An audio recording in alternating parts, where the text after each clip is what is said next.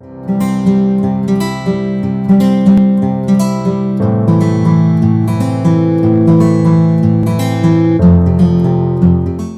buenos días, vamos a comenzar la plática. La plática que vamos a tener es la rehabilitación física en cuidados paliativos, ¿no? ¿Qué es lo que se hace? ¿Cómo se abarca? Y demás. Yo soy la licenciada en fisioterapia de Cipu Osorio, soy parte del programa de cuidados paliativos y veo el área de oncopediatría. Okay. Primero que nada, ¿qué son los cuidados paliativos? Va a ser un trato que fomenta la calidad de vida de pacientes y familiares que presentan una enfermedad meramente fatal por medio de la prevención y el alivio del sufrimiento. Por esto, se acude a la determinación y evaluación temprana de los tratamientos que sean indispensables para el dolor y de otros problemas de naturaleza físico, psicosocial, pero también espirituales. Esta parte es muy importante, la parte espiritual. Esta es la definición de la organización de la OMS, de la Organización Mundial de la Salud, y desde el 2002 la OMS dijo esto, ¿no? Los cuidados paliativos son cuidados médicos especializados que se centran en brindarles a las y los pacientes alivio del dolor y de otros síntomas de una enfermedad grave, independientemente del diagnóstico o del estadio de la enfermedad. Entonces, los cuidados paliativos van a tratar las secuelas propias de la enfermedad o por los tratamientos. Muchas veces los tratamientos como quimioterapia, radioterapia, pues dejan secuelas físicas. Y esas secuelas son las que nosotros vamos a tratar. Bien, el objetivo principal va a ser mejorar la calidad de vida de los pacientes que presentan enfermedades que ponen en peligro su vida, con intervenciones especialmente dedicadas al dolor y otros síntomas. Ahorita vamos a ver un poquito más de cuáles son esos otros síntomas, ¿no? Como los físicos, los psicológicos, los sociales y los espirituales. Básicamente nosotros nos vamos a centrar en los físicos, pero también las demás áreas, el área psicológica, el área social y el área espiritual, pues son muy importantes para que el paciente llegue al momento de la muerte en las mejores condiciones. Y este trabajo va a ser inter y multidisciplinario. O sea, necesitamos un equipo que verdaderamente esté conformado por profesionales con la sensibilidad, con la especialización para dedicarse a esta parte. Entonces, otros objetivos va a ser proporcionar alivio del dolor.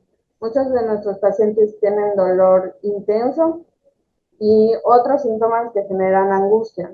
Por ejemplo, el estrés emocional puede generarle ataques de pánico y eso puede generarle, por ejemplo, tenemos una paciente con linfedema, que tiene cáncer de mama, entonces ella ingresa porque tenía mucho dolor, pero ya cuando platico con ella, me dice que empezó a sentir que no podía respirar, empezó a pensar en su momento de muerte y eso le generó mucha angustia y empezó a tener dolor intenso. Entonces, si ella no aprende a manejar estos síntomas, pues ya no puede controlar el dolor y acaba en el hospital. ¿Okay? Afirman la vida y consideran a la muerte como un proceso normal. Eh, pues la muerte, muchas veces nosotros escuchamos la palabra muerte y nos asusta, o muchas veces escuchamos la palabra cáncer y nos asusta, pensamos en muerte. Entonces, pero la muerte es parte de la vida, es otra etapa en la que vamos a llegar, ¿no? ¿Y cómo vamos a llegar? Eso es parte de los cuidados paliativos que vamos a hacer. Antes, hace muchos años, pues, o siglos, los médicos solo se dedicaban a la parte curativa, o sea, ya no le puedo hacer nada más al paciente y los olvidaban, ¿no? Los dejaban en asilos o en clínicas, hospitales y demás, donde pues ya morían en muy malas condiciones. Entonces ya actualmente, pues con el aumento del envejecimiento, o sea, de la inversión de la pirámide poblacional, pues ya sabemos que hay que ayudar a todas las personas a llegar al momento de muerte de la mejor manera. ¿Okay? Los cuidados paliativos no tienen la intención de apresurar o posponer la muerte. O sea, el proceso de la enfermedad va a seguir su curso, pero cómo llega a ese momento es lo que vamos a tratar que sea lo mejor que se pueda. También se integran los aspectos psicológicos y espirituales del cuidado del paciente. Tenía igual una paciente de cáncer de mama, que ya era, ya falleció, pero era lesbiana. Entonces ella tenía mucho miedo a la muerte porque pensaba que se iba a ir al infierno, ¿no? Porque no vivió su vida como dice la iglesia. Entonces, o su iglesia. Entonces, pues ofrecerles o conectarle, por ejemplo, en este caso con un sacerdote, pues eso le va a generar, es parte también de que llegue al proceso de muerte en un buen estado psicológico. ¿No? O sea, nosotros pues estamos con los pacientes desde el área de fisioterapia, pues los vemos 2 o 3 veces a la semana y eso hace que tengamos mucha conexión con ellos. Entonces, ver, identificar las necesidades no somos, o sea, que tiene el paciente y hacerlos derivarlos a otros especialistas, ¿no? En este caso los psicológicos, los espirituales y demás. Ofrece un sistema de apoyo para ayudar a los pacientes a vivir lo más activamente posible hasta la muerte. Siempre, siempre lo que nosotros procuramos es la calidad de vida, ¿no? O sea, ¿cómo voy a llegar a ese momento? Ofrecen un sistema de apoyo para ayudar también a la familia a sobrellevar la enfermedad de los pacientes y su propia pérdida. Los pacientes, el cuidador del paciente, pues es muy importante porque le va a ofrecer todas las medidas de confort o cuidados que necesita nuestro paciente. Entonces, si esta persona está agotada físicamente, psicológicamente, emocionalmente, pues no le va a ofrecer un cuidado adecuado al paciente. Entonces, es importante en los cuidados paliativos abarcar a la familia, ¿no? El cuidador principal, pero también a toda la familia y que exista una red de apoyo para los pacientes. O sea, en nuestro caso, por ejemplo, lo que hacemos es enseñarle a manejar al paciente, los traslados, cambios de posición, sin que se lesione. Entonces, utilizan un enfoque de equipo para atender las necesidades de los pacientes y sus familias, incluido el apoyo en el duelo, si está indicado. Pues el duelo de aceptar que tiene una enfermedad, todos nos vamos a morir, ¿no? Pero que él probablemente ya está más próximo a su muerte. Entonces, todo este duelo y que el familiar acepte, también hay que darle una red de apoyo, ¿no? Mejoran la calidad de vida y también pueden influir positivamente en el curso de la enfermedad. Pues hay cosas, o sea, no vamos a detener el curso de la enfermedad, pero sí vamos a ayudar a mejorar, ¿no? El curso de la enfermedad. Se aplican de forma temprana en el curso de la enfermedad junto con otras terapias que tienen como objetivo prolongar la vida, como la quimioterapia o la radioterapia, e incluye las investigaciones necesarias para comprender mejor y manejar las complicaciones clínicas angustiantes. Muchas veces nos llega el paciente y ya no sea cuando ya tiene un estado muy avanzado, por ejemplo, el linfedema, ¿no? O ya tiene escaras, o ya tiene secuelas importantes, rigidez articular, que pues nosotros ya no vamos a poder desaparecerlo. Entonces, sí lo podemos tratar y demás, pero lo ideal sería que cuando el paciente tenga un diagnóstico, llegue con nosotros y no cuando ya está en una etapa avanzada de las secuelas. ¿Okay? Entonces, obviamente, mientras más pronto mejor, pero, y la gran mayoría de pacientes que nos llegan son cuando las secuelas ya están muy avanzadas, ¿no? Nada más en el área de oncopediatría, que nosotros hacemos el pase de visita y demás, allá la verdad es que siempre tratamos de estar en la parte preventiva, o sea, prevenir escaras, mejorar la condición física de los niños, entre otras cosas que realizamos, ¿no? Entonces, eh, los cuidados paliativos son destinados a pacientes con enfermedades crónico-degenerativas incurables y oncológicas en fase avanzada. O sea, por ejemplo, una neuropatía diabética también nosotros lo podemos tratar, ¿no? Hay aquí, pues, cáncer es lo más común, pero también VIH, SIDA, enfermedades avanzadas del corazón, enfermedades pulmonares obstructivas crónicas o EPOC, enfermedad renal crónica, Ahorita que fue lo de en el día del riñón, vimos que la fisioterapia se puede hacer incluso durante el tiempo de hemodiálisis, enfermedades neurológicas avanzadas o que no tienen tratamiento, como las demencias, ¿okay? Entonces, en todo tipo de demencia. Bien, y algo que en una clase dijo uno de mis maestros: si no puedes curar, alivia. Entonces, básicamente lo que nosotros hacemos es esto, ¿no? Aliviar. Bien, ahora sí, propiamente la fisioterapia ¿qué hacemos nosotros como fisioterapeutas? Mantenemos de manera activa la vida. O sea, que mientras menos tiempo esté encamado, mientras más independiente sea, pues es mucho mejor. Hasta el momento de muerte. Incentivar al paciente y sus familiares a la actividad corporal y disminuir los síntomas causados por la enfermedad, que los síntomas pueden ser muchísimos, ¿no? Básicamente tratamos de mejorar la calidad de vida. Nuestro objetivo en fisioterapia va a ser mejorar la calidad de vida. Entonces, realizamos una evaluación fisioterapéutica para dirigir la intervención y la evolución clínica del paciente desde el instante de la previsión hasta el progreso de la muerte. Entonces, el paciente llega y ya tiene un diagnóstico. Un diagnóstico, por ejemplo, cáncer de mama.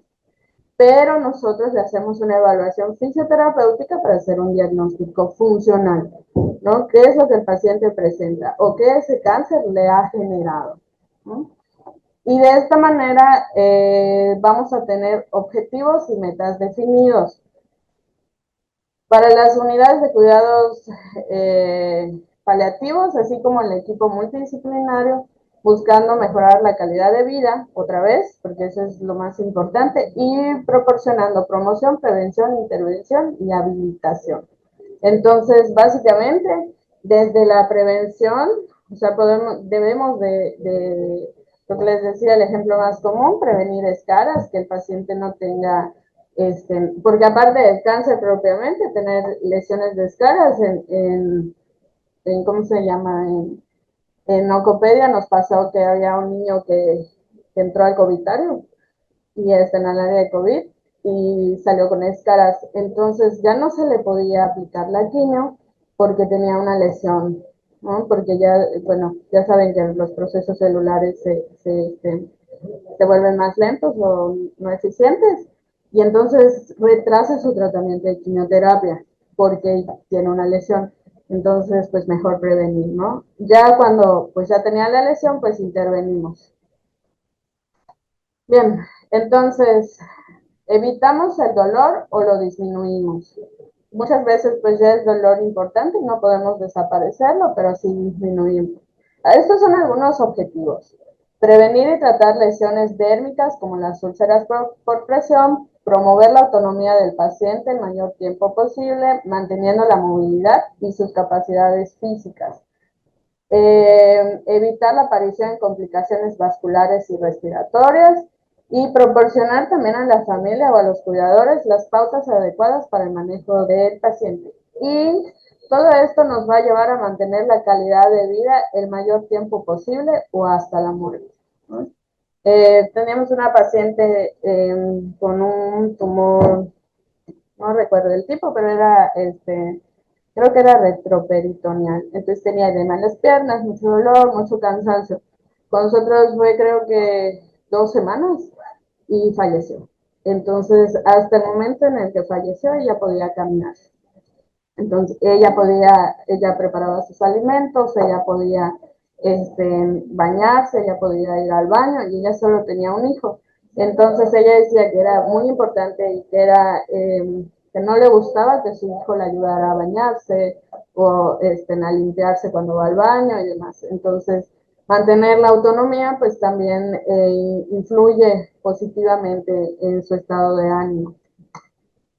Algunas indicaciones, pues en lo que podemos trabajar es la pérdida de la funcionalidad. Toda pérdida de funcionalidad puede ser tratada con fisioterapia.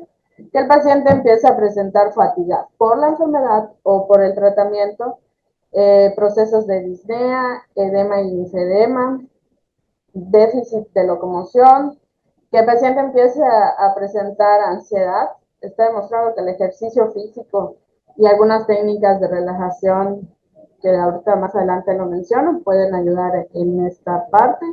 Todas las alteraciones musculoesqueléticas, debilidad, úlceras por presión o prevenirlas, pérdida de equilibrio, alteraciones respiratorias, alteraciones digestivas que pueden ser estreñimiento, alteraciones del piso pélvico, mucositis. Entonces, son algunos ejemplos de cuándo puede actuar la fisioterapia.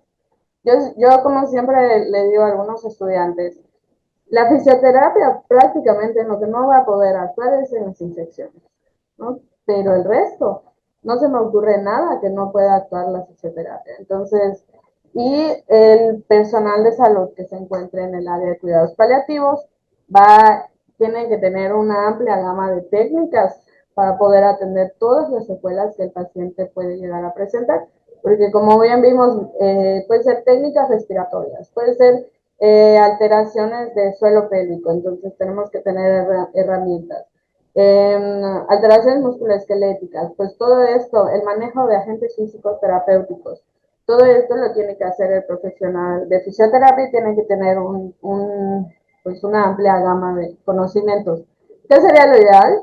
Que yo pueda decir, bueno, tengo esta alteración, una vejiga neurogénica en un paciente pediátrico. Llamar a una fisioterapeuta o un fisioterapeuta especializado en suelo pélvico. Pero pues eso es una utopía, ¿no? Pero pues hay que tener amplio, investigar, leer, ver qué se puede hacer, ¿no?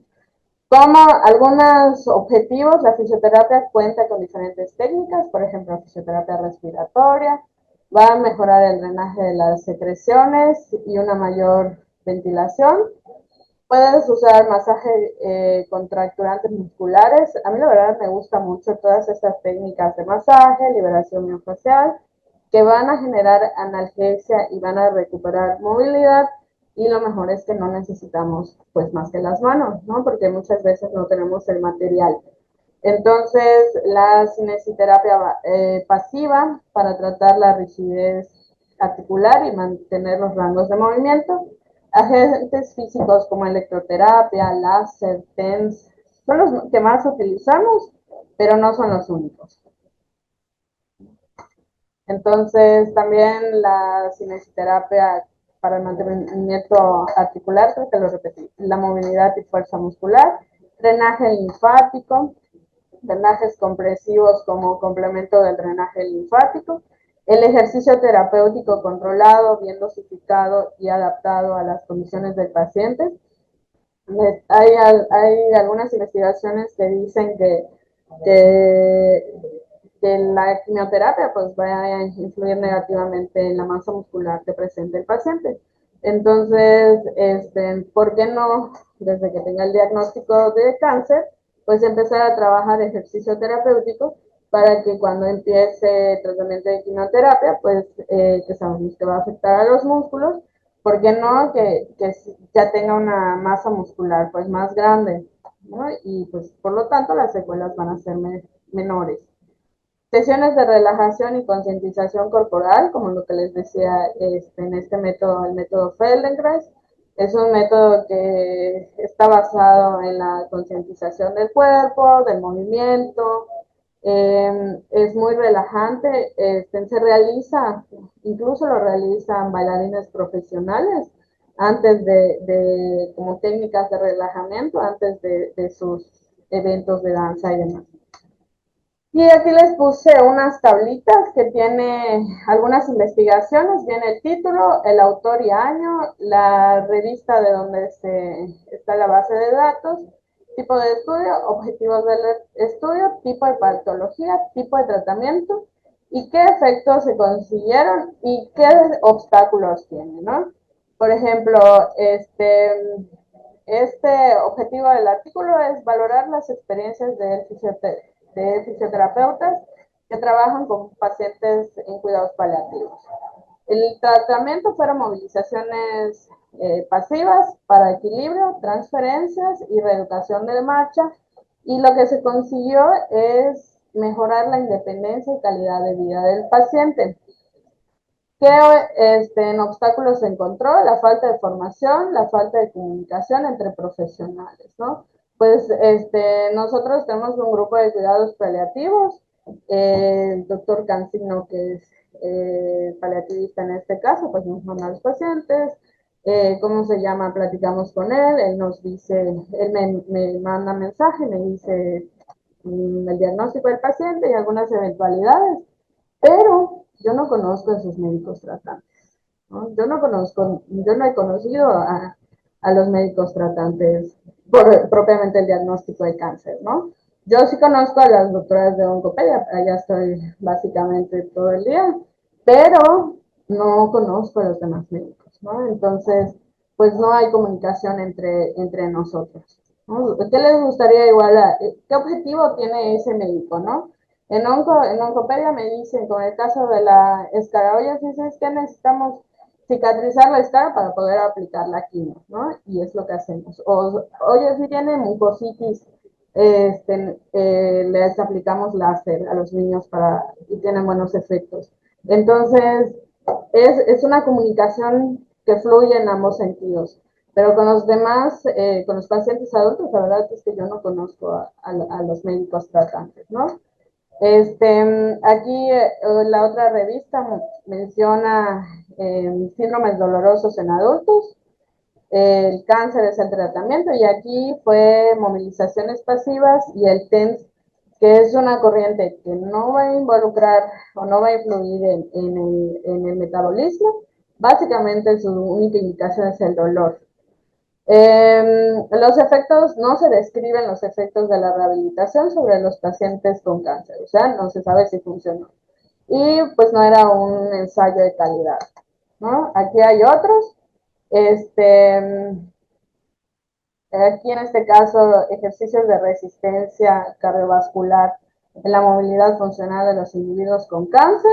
Aquí se pone el ejercicio vascular que se hizo, bicicleta, piscina, rueda, ejercicios de flexibilidad y mejoró la independencia y calidad de vida. Mejora la fatiga, aumenta la movilidad funcional, mejora el estado de ánimo, lo que les decía, aumento de la velocidad de la marcha. El problema fue ético para asignar a pacientes terminales a un grupo control. ¿Okay? Entonces, pues en salud, pues siempre es complicado, ¿no? Decidir quién sí, quién no. No es ético que algunos no tengan este tratamiento, ¿no? Aquí otra vez cáncer avanzado con ejercicio físico y masaje. Lo mismo, mejoró la independencia y la calidad de vida, mejora la fatiga, mejora el rendimiento físico, mejora el estado de ánimo, pero casi no hay estudios. En este paciente, este fue de fibrosis pulmonar idiopática, fisioterapia respiratoria y tampoco se describen los resultados del paciente. Por lo tanto, no hay muchos estudios de calidad. Entonces, en síntesis de lo que decíamos antes, el ejercicio aeróbico, el entrenamiento de fuerza y la resistencia en pacientes en cuidados paliativos mejoran los niveles de fatiga en pacientes durante el tratamiento activo. ¿Okay? Se plantean que las intervenciones con ejercicio físico y su consiguiente seguimiento mejoran la calidad de vida, la fatiga y funcionalidad física de los sobrevivientes de cáncer. Entonces, pues todos los pacientes que pues el tratamiento funcionó y pues no fallecieron, no murieron, pues mejoraron su calidad de vida y fue más fácil su recuperación. Por otra parte, se obtuvieron también mejorías relativamente significativas en la fatiga, la calidad de vida, ansiedad y el fitness físico. Y este otro artículo menciona quienes concluyen que la actividad física reduce el cansancio y los síntomas depresivos e incrementa la calidad de vida. Entonces, pues básicamente todos o muchos de los pacientes que tienen cáncer pueden desarrollar una depresión. Entonces ya vemos que la actividad física pues también va a ayudar en esto, ¿no? Entonces, aquí se movió un poquito.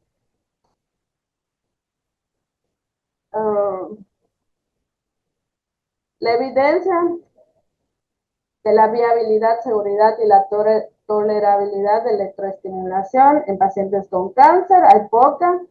En estos autores dicen que el TENS puede disminuir la intensidad del dolor agudo en ciertos pacientes, pero la calidad de la evidencia fue débil.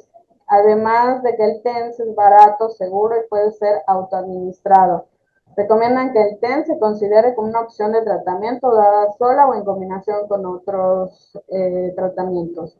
O sea, el TENS, como es una corriente que solo sirve para el dolor, es una corriente de baja frecuencia, es bifásica, es muy segura. Entonces, esto quiere decir y no hay indicación de tiempo, o sea, el paciente la puede tener 24 horas del día.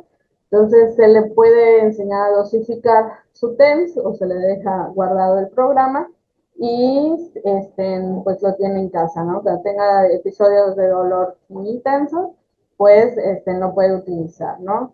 El TENS tiene resultados positivos en pacientes con enfermedad terminal cuando se administra de manera adecuada. ¿Okay? Hay varios tipos de dosificación, entonces pues hay que enseñar la dosificación, resaltando que la educación a los pacientes es de suma importancia para expectativas razonables sobre la disminución de la intensidad del dolor y la duración de los efectos analgésicos. Estos autores lo dicen. Además, se comprobó que es eficaz para el deterioro de fuerza.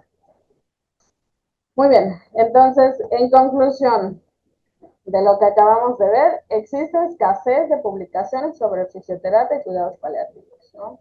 Propiamente creo que ni siquiera existe una especialidad en cuidados paliativos, no lo sé, tal vez me estoy equivocando, pero en fisioterapia oncológica sí, pero en cuidados paliativos no. Y que los trabajos publicados son de baja calidad metodológica, ¿no? La visible infrautilización de los servicios de rehabilitación en este tipo de pacientes. Entonces, sí, tenemos un montón de pacientes con enfermedades crónico-degenerativas y tenemos un montón de pacientes con cáncer, porque somos uno de los primeros, el Estado es uno de los primeros lugares en diversos tipos de cáncer y demás. Nosotros tenemos pocos pacientes comparados con los pacientes que sería lo ideal tratar. Entonces, no nos están mandando a los pacientes. Y que, por ejemplo, en el caso del doctor Cancino, que siempre es pleito en el grupo, no pleito, pero sí pues causa controversia. El doctor Cancino solo da consulta los lunes y los viernes. Entonces, pues esto, hay muchos pacientes, llegan las interconsultas y el doctor Cancino no puede ir a verlas porque está en otras áreas. Entonces, conformar o que el equipo esté bien conformado y que sepamos, nosotros no tenemos un área específica para tratar a los pacientes. Entonces, todo esto también influye en que no tengamos a los pacientes o no lleguen con nosotros, ¿no?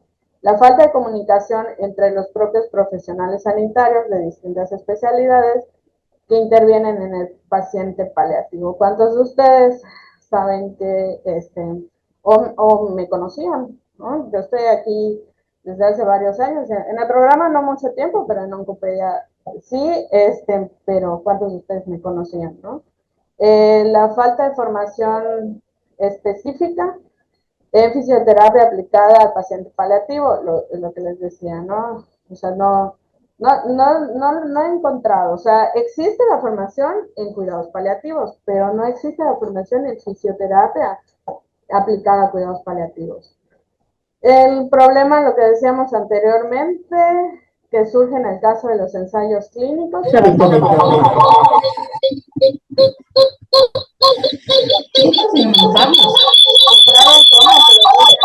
Que tiene su pueden no le cocinaba a Katia, y era la anestesióloga. No, ¿cómo? Pero ya no me acuerdo. Luego decía, ay, dice, ¿quiénes son? Le dicen a los estudiantes. No sé qué dijo, cuando ellos salgan de aquí, dice, voy a ver si salgo con una de ustedes.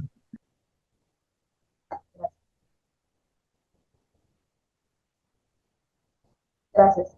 Entonces, el problema ético que surge en el caso de los ensayos clínicos para asignar a un paciente terminal a un estudio que tenga un grupo control que no reciba el tratamiento. Entonces, pues no es tan ético decir, bueno, este paciente se está muriendo, no lo voy a mover para comprobar si los efectos de la fisioterapia son buenos, ¿no? Entonces, pues no. Ay, se atoró. La fisioterapia es una forma de asistencia en los cuidados paliativos debido a que puede producir considerables mejoras en la función y calidad de vida de los pacientes y de sus familias, y así reducir su sufrimiento psicológico y espiritual. Asimismo, los principales roles del fisioterapeuta en un grupo inter y multidisciplinario son promover la actividad corporal, generar comodidad, ayudar al paciente a mantener su identidad y dignidad, como en este caso la paciente que les mencionaba, ¿no? Pues ella era muy complicado que su hijo, hombre, la ayude en el baño, que la vea desnuda, entonces mantener su dignidad pues es muy importante. Apoyarlo en el mantenimiento de la vida activa hasta la muerte, entrenar las habilidades remanentes, mantener la autonomía de los pacientes, incentivar la convivencia con la familia y amigos, orientar a los cuidadores, disminuir el dolor, mitigar las complicaciones y finalmente evitar el sufrimiento. En otras palabras, llegar hasta la muerte en las mejores condiciones que se puedan, ¿no? Más conclusiones. Los cuidados paliativos se pueden ofrecer y proporcionar en cualquier etapa de una enfermedad crónico-degenerativa o terminal. Lo ideal, al inicio de la enfermedad. Los cuidados paliativos se pueden proporcionar cuando el paciente está recibiendo tratamiento activo, al mismo tiempo que la quimioterapia, la radiación o la inmunoterapia. O sea, muchas veces escucho que algunos pacientes, es que me dijo el médico, como estoy en radio, no puedo hacer ejercicio. Sí, es cierto, puede salir a caminar, pero tienen que tener un ejercicio dosificado, controlado, con las características específicas y demás, ¿no? Un equipo de cuidados paliativos es diferente del equipo de atención médica que brinda y administra el tratamiento de la enfermedad, pero ambos equipos se deben de comunicar.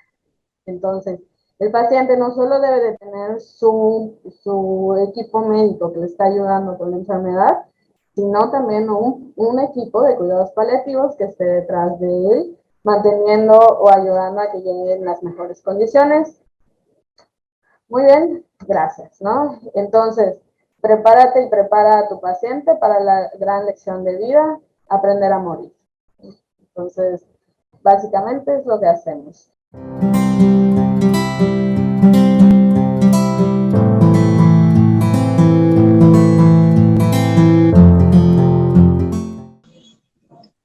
Y bien, bueno, para iniciar es importante identificar qué es la higiene de manos, pero sobre todo el impacto que nos ha dejado. Esto obviamente no es una estrategia nueva, ¿no?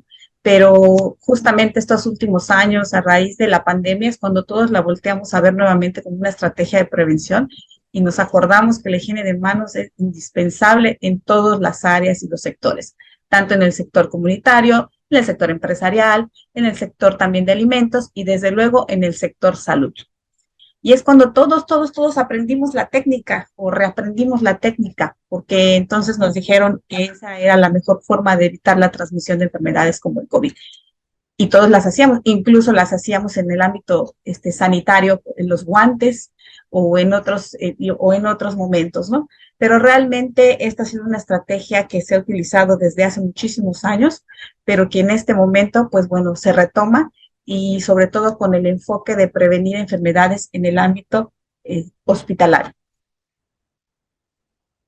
Y bueno, no es, es de todos conocido que el lavado de manos salva vidas, que es una medida económica, sencilla y eficaz para reducir los riesgos en infecciones en todos los ámbitos, desde el comunitario, hablando de gastroenteritis, en el ámbito, como les decía, alimentario e incluso en el ámbito sanitario.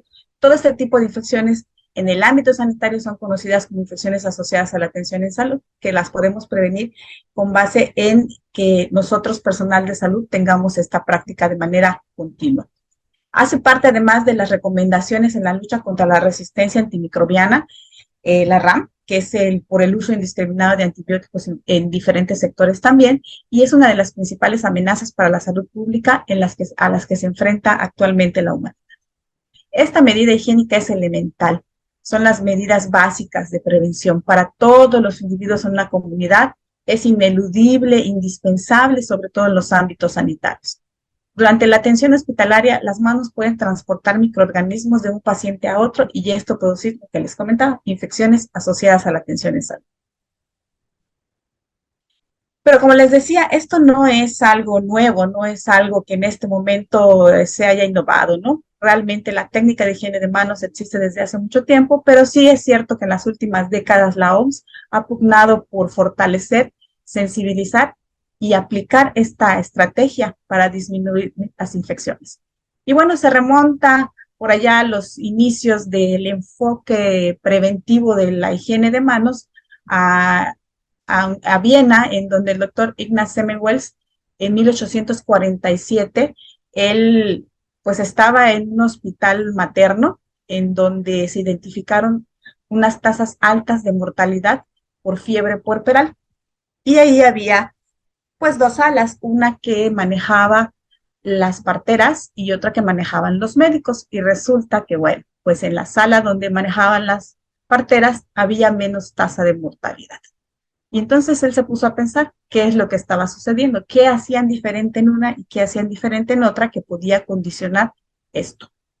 Y resulta que los médicos estaban transmitiendo material infeccioso de las cirugías que hacían, de las autopsias también que realizaban, las necropsias en las pacientes que fallecían, y ellos transmitían a través de sus manos a las madres susceptibles precisamente estas infecciones.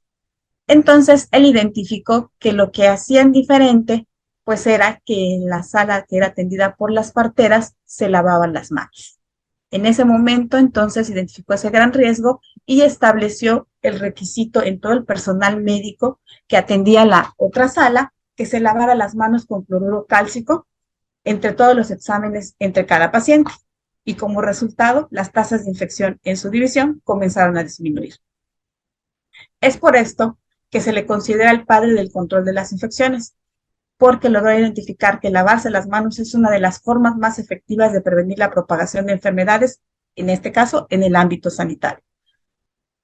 Esto fue muy difícil, ¿no? Ahora lo vemos y lo platicamos de manera sencilla, pero realmente no hubo credibilidad en ese sentido y ellos seguían con sus conocimientos preestablecidos para poder manejar a las pacientes. Así que mucho tiempo después de esto fue cuando realmente se le consideró como un aporte significativo para la salud de los pacientes en el ámbito sanitario.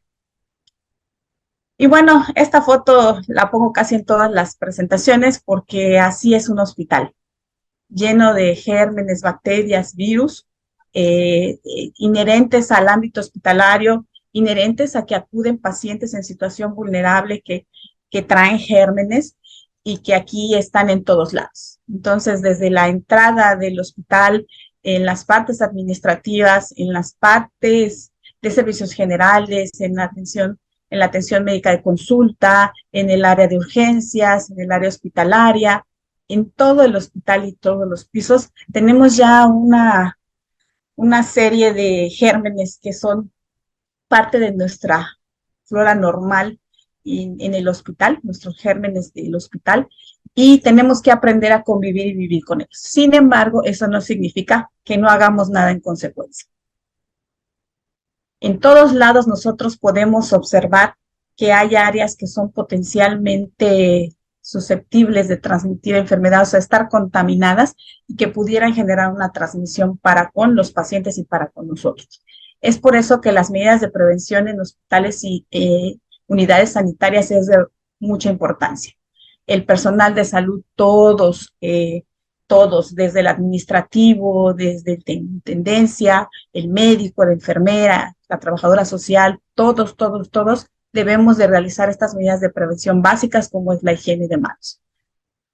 Y utilizar desde luego también nuestras medidas preventivas en torno a eso. Cada uno de esos puntos que ustedes pueden visualizar allá con un punto rojo son áreas de oportunidad y de contaminación, de oportunidad para una higiene de manos, en donde además, como les decía, nuestro paciente está vulnerable y es susceptible precisamente a adquirir este tipo de infecciones.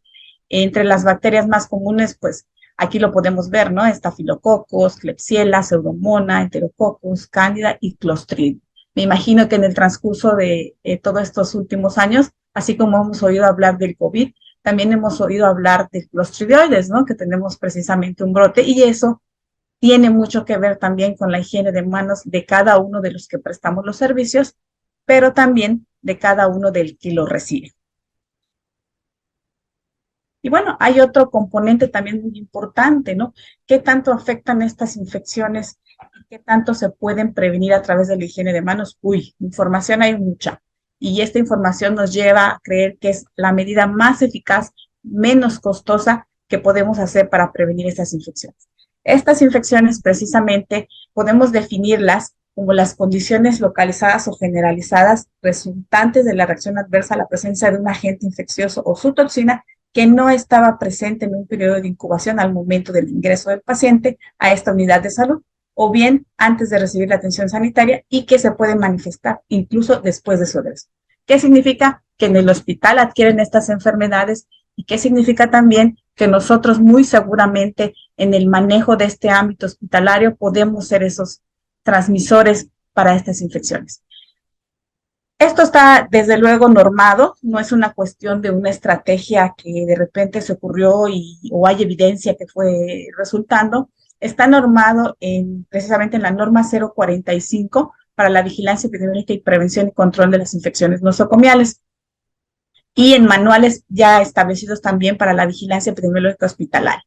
Entonces, y las CIAs, la OMS y la OPS también han agregado que no solamente son para el paciente. Una infección asociada a la atención en salud también puede estar relacionada con nosotros mismos como trabajadores, con los familiares y otro tipo, proveedores incluso, y otro tipo de personal de salud que participa también activamente.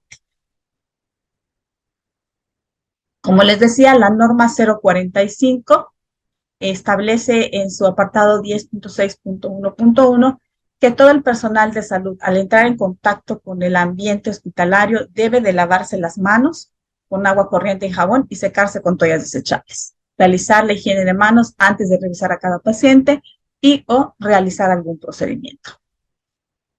Refuerza también que en las unidades de cuidados intensivos, urgencias, aislados y algunas otras áreas, es importantísimo que se considere esta estrategia.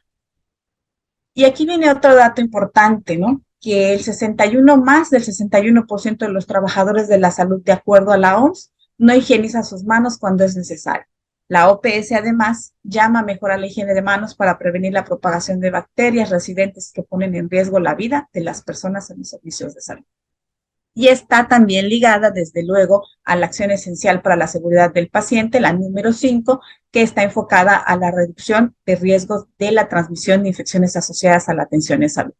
Que esto va concatenado del por qué el día de hoy es un tema importante, enlazándolo no solo con las acciones esenciales, sino también con la seguridad del paciente, desde luego, con la prevención de las IAS y desde luego como una estrategia multimodal que nos puede servir para cualquier tipo de enfermedad y en cualquier momento. ¿Y por qué tanto énfasis en las IAS o por qué se enfocó, por qué está dirigida esa relevancia? Bueno, además de todo lo que ya hemos comentado, pues porque sus consecuencias son variadas y de gran importancia a todos.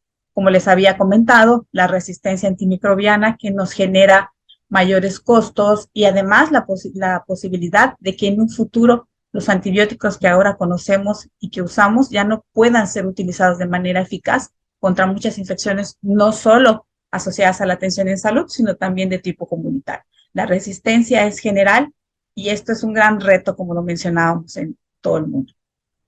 ¿Hay riesgos para el personal de salud? Sí, muchos, porque no solamente se pueden transmitir estas enfermedades que nosotros podemos tener en nuestras manos para el paciente, sino también para con nosotros mismos, porque de una u otra forma en el hospital convivimos, en el hospital a veces comemos algún alimento y tratamos con muchas personas. Entonces, el riesgo es para todos.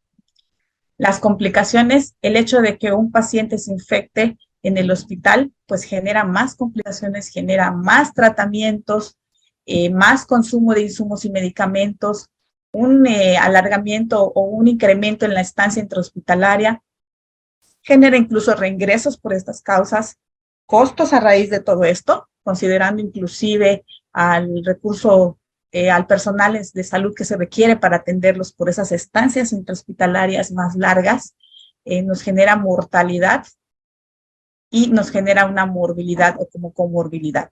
Pruebas diagnósticas, el impacto social, el impacto familiar, el impacto en nosotros mismos como imagen, el impacto también en general, al final de cuentas, en la forma en cómo prestamos un servicio en cuanto a la calidad y seguridad del paciente. Entonces, pues cobra mucha relevancia aquí.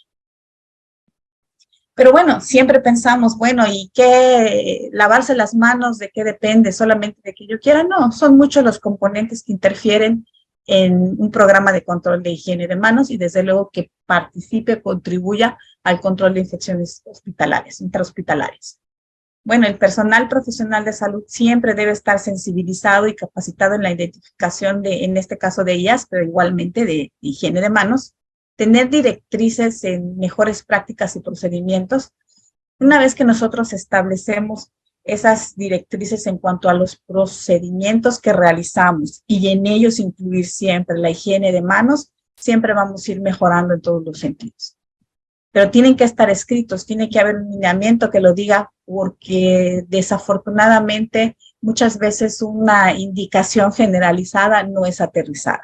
Y en este caso entonces cobran importancia estas mejores prácticas documentadas. Desde luego la educación y capacitación práctica que involucra personal de salud de primera línea. En ocasiones tenemos capacitaciones que no se aterrizan en el personal operativo.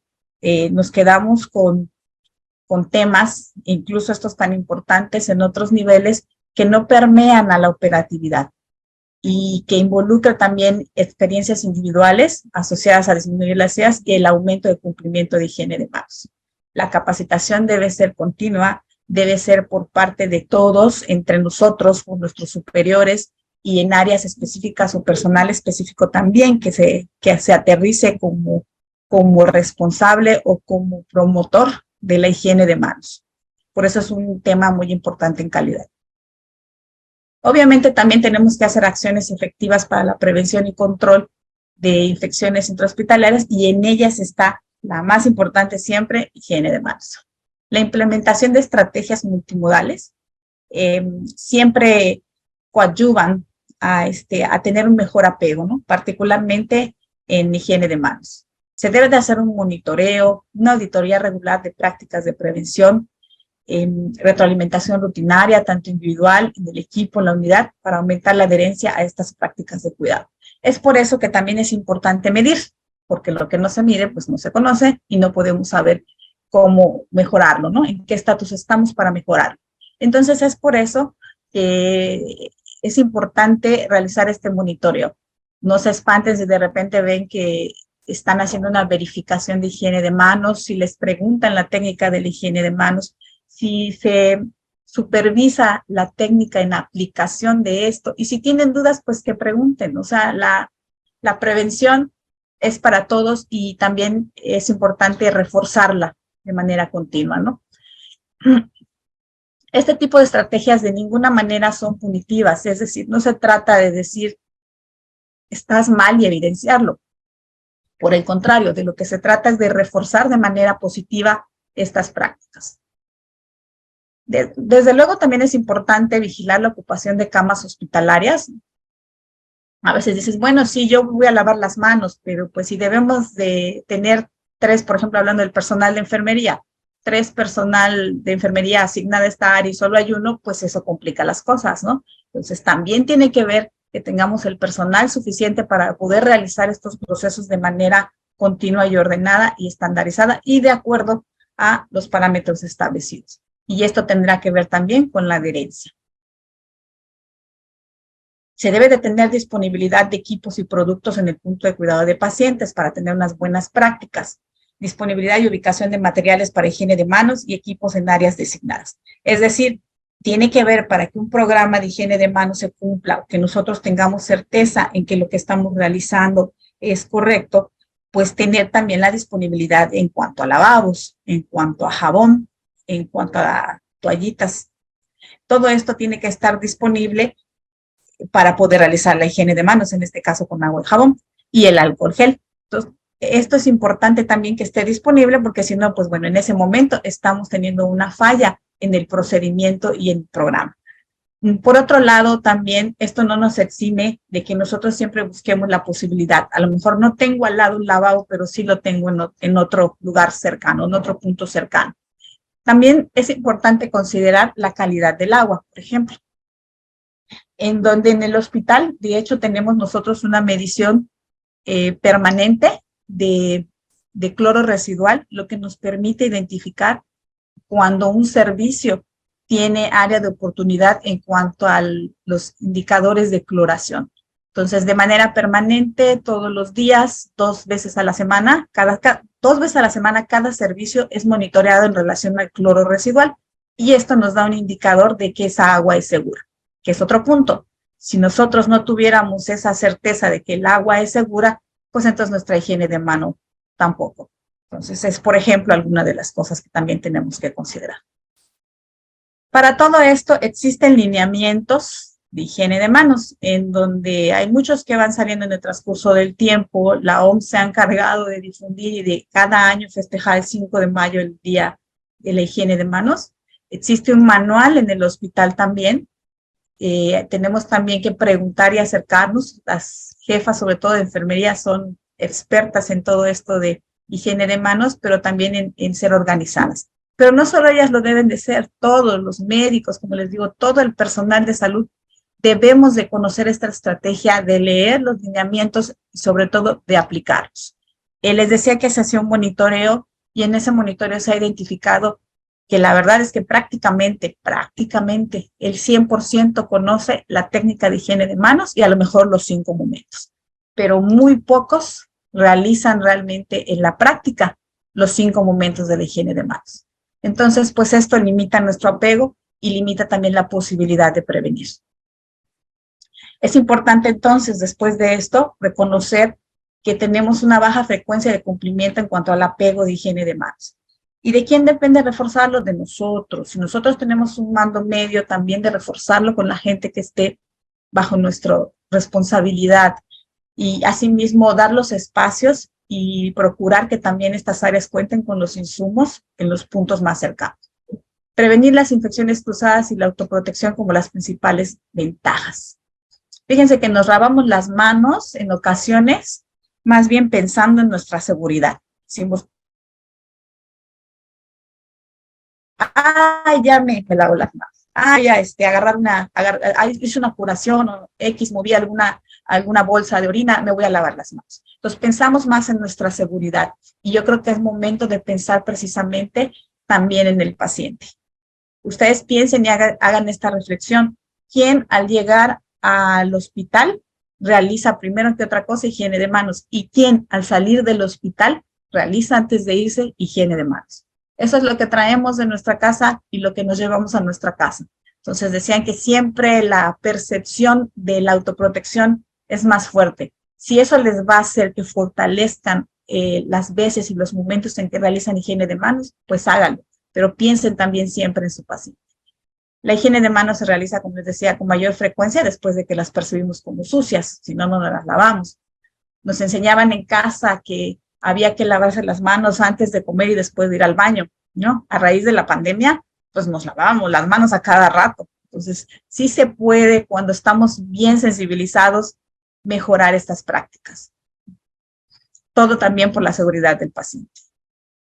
Hay otro punto bien importante que son los modelos de conducta.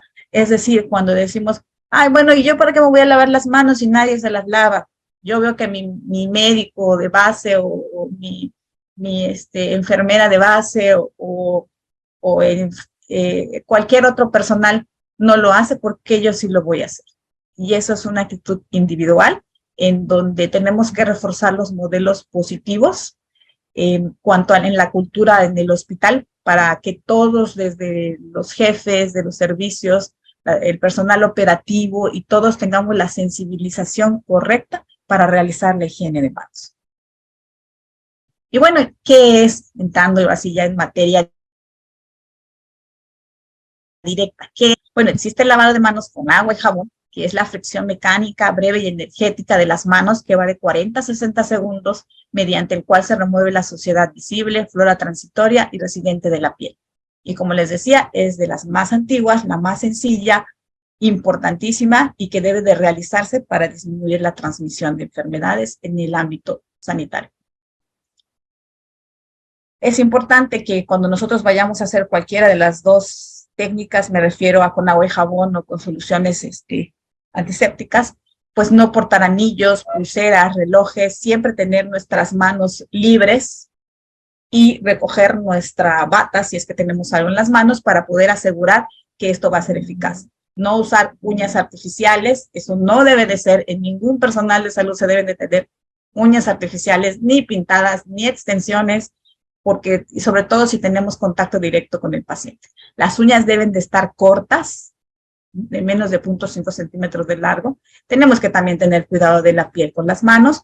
Por eso es que también hay ciertas recomendaciones en relación en qué momento utilizar agua y jabón, en qué momento utilizar soluciones antisépticas y no utilizar nunca los guantes con las manos húmedas. Y el uso de guantes tiene que haber una indicación, no sustituye la higiene de manos.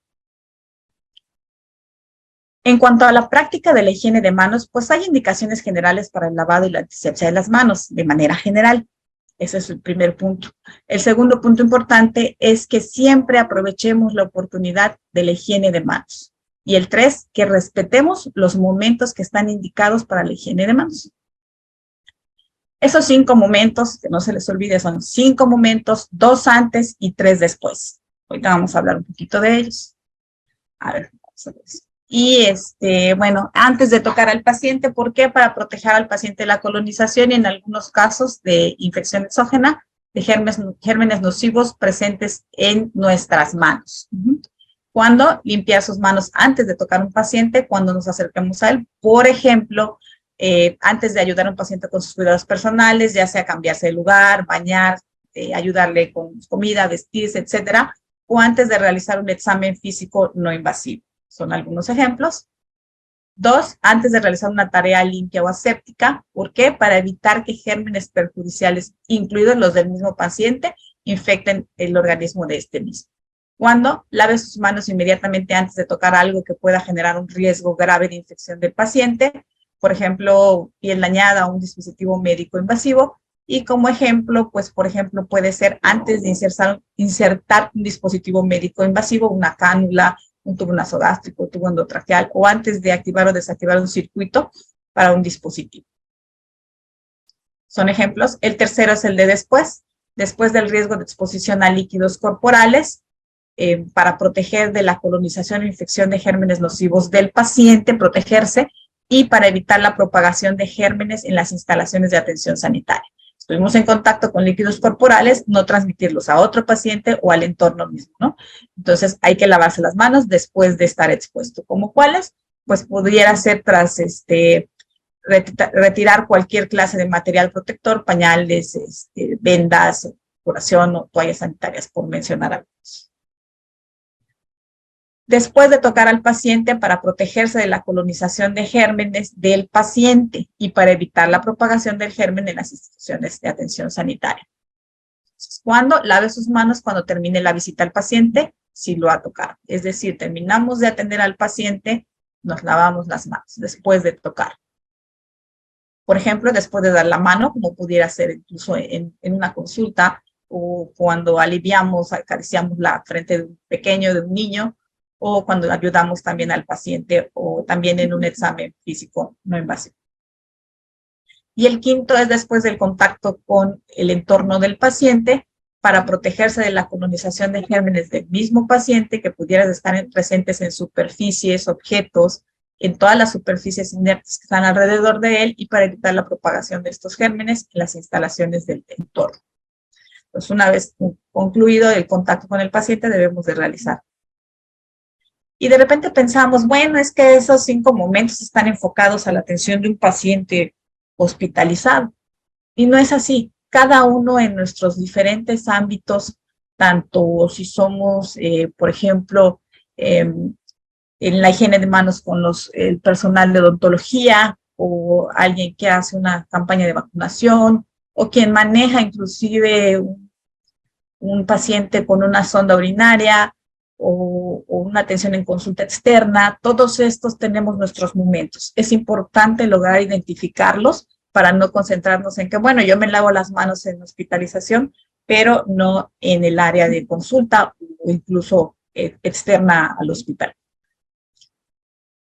Y bueno, ¿y cuál es la diferencia o cuándo debemos de lavarnos las manos y cuándo debemos utilizar soluciones antisépticas? Y todos estos carteles, esta imagen que ustedes ven aquí, pues son carteles que vemos normalmente, debemos de ver junto a un lavabo, en donde nos van diciendo precisamente cuáles son los pasos y nos van ayudando, pues si acaso se nos olvida, nos van ayudando a cómo realizar esta técnica de manera correcta. ¿Cuándo realizar la higiene con agua y jabón? Precisamente cuando estén visiblemente sucias o contaminadas o visiblemente manchadas con sangre u otros líquidos corporales. O también cuando sea el caso que haya sospecha de una exposición a organismos con la capacidad de esporular. Y desde luego, después de ir al baño siempre, ¿no? Como nos decía nuestra mamá. Pero sí, en el caso de organismos con capacidad de esporular, por ejemplo, los que vean pacientes con clostridioides que tienen esta capacidad, obligatoriamente los 5 momentos se deben de realizar con agua y jabón. Ese es un ejemplo. ¿Y cuándo entonces nos tenemos que desinfectar las manos?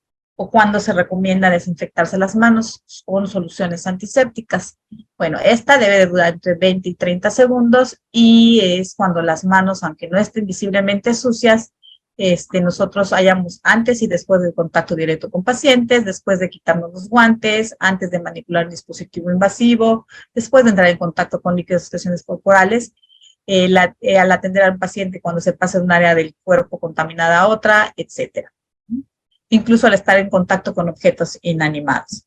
Y la técnica de alcohol gel. Bueno, y continuamos entonces, ya para concluir, que es importantísima la implementación de siempre de una estrategia multimodal que nos permita precisamente generar conciencia y de la cual depende sobre todo nuestra actitud. ¿Y qué tanto están limpias nuestras manos? Como les decía, se hace un muestreo y muchas veces pensamos que están limpias, pero cuando hacemos un muestreo de manos de superficies vivas aquí en el hospital, en las superficies inertes, también en uniformes, encontramos una gran variedad de gérmenes. Entonces, tenemos que mejorar nuestra técnica y también cumplir con los 5 momentos de manera adecuada. Y ya, como cierre, ¿quién se debe de lavar las manos? Todos. Alentar siempre las alianzas entre los pacientes, los familiares, el personal de salud y fomentar la higiene de manos en la atención sanitaria es un trabajo de todos. Trabajadores de la salud, ahora más que nunca hay que lavarse las manos en el punto de atención en todos los momentos necesarios. Profesionales del control de infecciones, háblese del área de enfermería, el área de calidad, el área de vigilancia epidemiológica. Cada uno de nosotros debemos ser profesionales en la prevención del control de infecciones, debemos de generar ese interés y ser mentor para los demás compañeros, en el caso que nosotros lo estemos haciendo de manera correcta. Los administradores de las instalaciones también son responsables, que deben asegurarse de que los suministros estén disponibles en todos los puntos. Los responsables de las políticas en un nivel mayor se debe de invertir para garantizar que todos podamos tener acceso a esta higiene de manos. Los pacientes y familiares ayudarles, lávense las manos. Y todos que hagamos de las manos limpias un hábito. Nos protege a todos. Muchas gracias.